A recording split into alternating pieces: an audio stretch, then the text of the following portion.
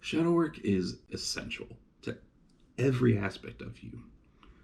It's one of the most powerful tools that you're ever going to learn in your life to transform your life for the better. And best of all, it's free and accessible to anyone and everyone, as long as you're willing to work on yourself a little bit and be honest with yourself about the things that you're feeling. It also plays a large role in the energy that you put off into the universe that interacts with the law of attraction, the force in the universe that brings us our experiences. If you feel like there's something kind of missing in your life, or you're just not quite understanding why things happen to you the way that they do and why you react the way you do to different triggers in your life, shadow work is going to be game changing for you. And I'm so excited to share this information with you. Real quick though, I want to make sure that I clear this up. Despite the name, shadow work, I promise you, has nothing to do with like some kind of satanic ritual or any kind of dark black magic. Its name is simply in reference to the shadow side of yourself, the side of you that you may not even be consciously aware of is there. Whether this is your first time joining me or you've been around for a little while, I'm glad to have you. Thank you for checking me out.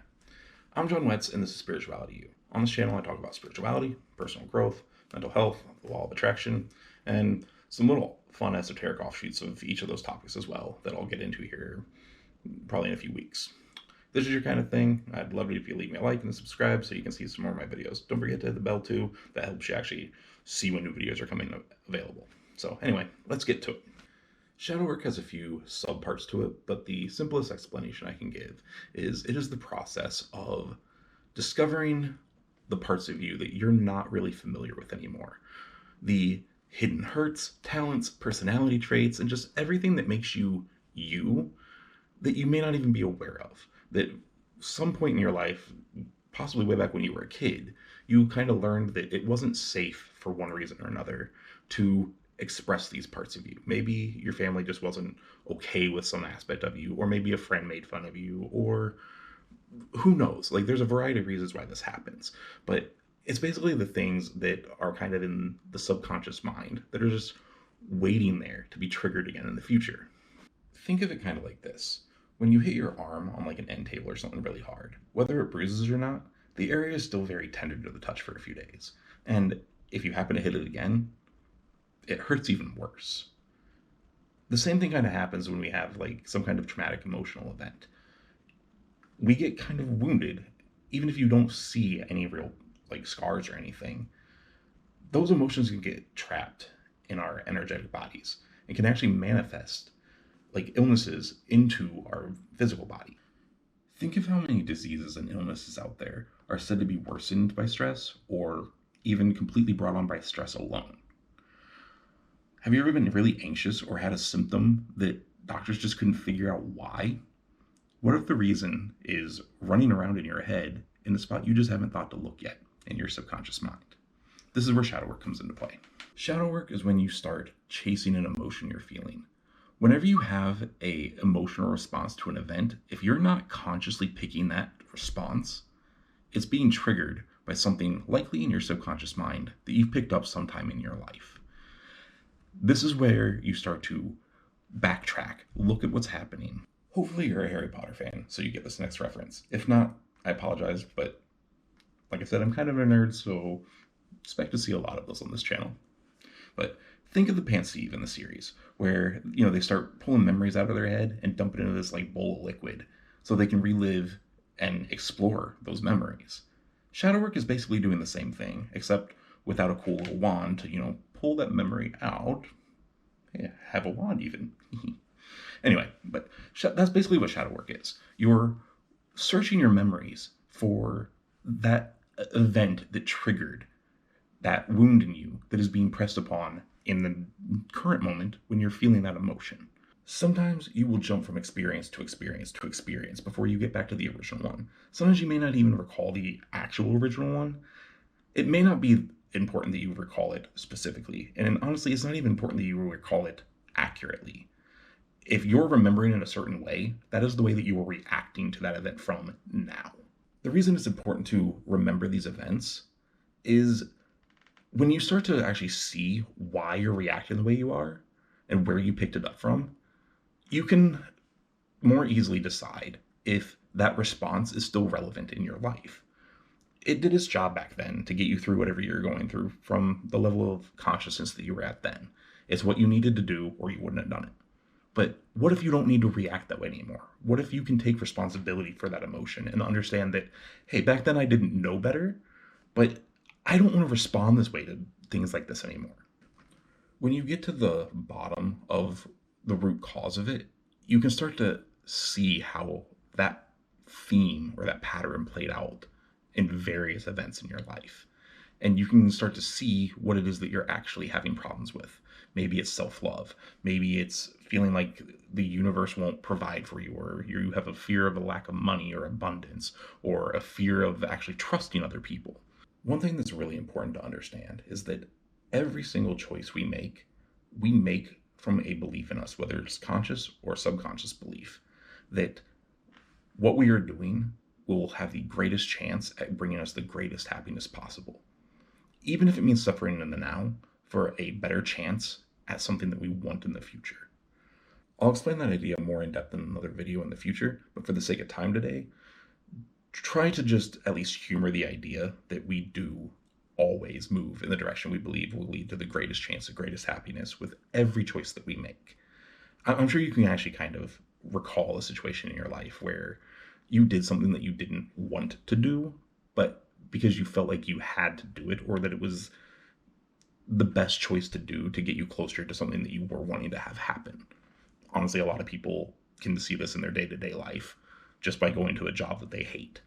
That's honestly a really good example of it. If you're miserable at your job and you're going to it every day, you're doing that because there is a belief in you that you have to do that in order to survive or provide for yourself or provide for your loved ones. The reason this is important is when you start chasing those emotions and going back to the original event that triggered them, you can kind of see how that event played out. And you can see if you got a payoff from acting the way you did. So if you're doing something now that you don't like in terms of how you respond to certain events, you can also see where you learned that that response benefited you. So I'm going to give you guys kind of a personal story of shadow work at work in my life, a very recent event of it actually. I want to preface this by saying everyone in this story I love dearly. They are wonderful friends, and I know there was no harm intended by this at all. And the only reason I didn't speak up for myself at the time was I recognized that there was kind of an emotional trigger going on, and I wanted to kind of sit in that trigger to try to recall where it was coming from and get to the bottom of it, because this is kind of a wound that has been hit on in my 30 plus years on this earth numerous times, like over and over and over. So I started recognizing it's like, I kind of want to get to the bottom of this. This is coming up more frequently, especially lately, and I think it's time I address it. So anyway, we were going out to eat, and full disclosure, I'm vegan. The rest of the group is not. So, it provides sometimes a little bit of a challenge on finding a place to eat. Every time they're very accommodating, making sure that there's something for me to eat. But this time the entire group kind of wanted to go out to a seafood place. There really wasn't a whole lot for me there. And, I said, there was like fries and some white rice and whatnot. And I sensed though that everyone kind of wanted to go. So I didn't want to be that, buzzkill for multiple reasons. I noticed there was kind of this fear in me that if I did speak up, that maybe I'd be viewed as this, difficult person and maybe not invited as much in the future. I honestly know that's not true with these people. Like, they go out of their way all the time to make sure that I'm happy with where we're eating. They've cooked homemade meals that are completely vegan and whatnot. They make sure that they actually have vegan options in their refrigerators to make sure that if I do come over randomly, that I've got stuff to munch on too. So I know that that's not actually the case. They are more than accommodating. So I was like, where the hell is this belief coming from? Like, it has to be somewhere in there. So I decided to kind of sit in that trigger for the evening because I wanted to get to the bottom of it. This has played out in my life numerous times, and it's time that I start dealing with it and figuring out where it came from. So as I'm sitting there, I'm like, okay, I'm kind of feeling like I'm being considered less or a little bit forgotten about in this scenario, because it's like, I would like it if they were like, oh no, let's make sure we go somewhere where you can get an entree. They do that all the time. But again, I could have spoke up willingly. I just chose not to because I wanted to explore this. But when I started exploring it, it took me back to when I was real young, like 10 and on, I want to say, like 10 to 15 years old. I live real close to most of my family, my grandparents especially. They were like a street back. And there was a bunch of different times where I felt left out or not really considered. I played soccer for years. The park that I normally played games at was like 5 minutes up the road, close enough for me to walk to from my house.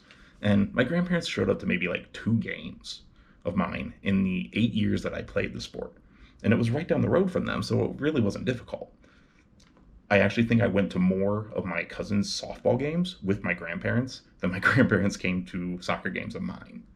And I kind of went further with this and remembered a lot of times when I was left out of going to the movies with my cousins and grandma and whatnot, or Dairy Queen and whatnot. It wasn't out of their way to pick me up or include me. I even asked sometimes if I could be included next time. But next time would come and they somehow forgot me again.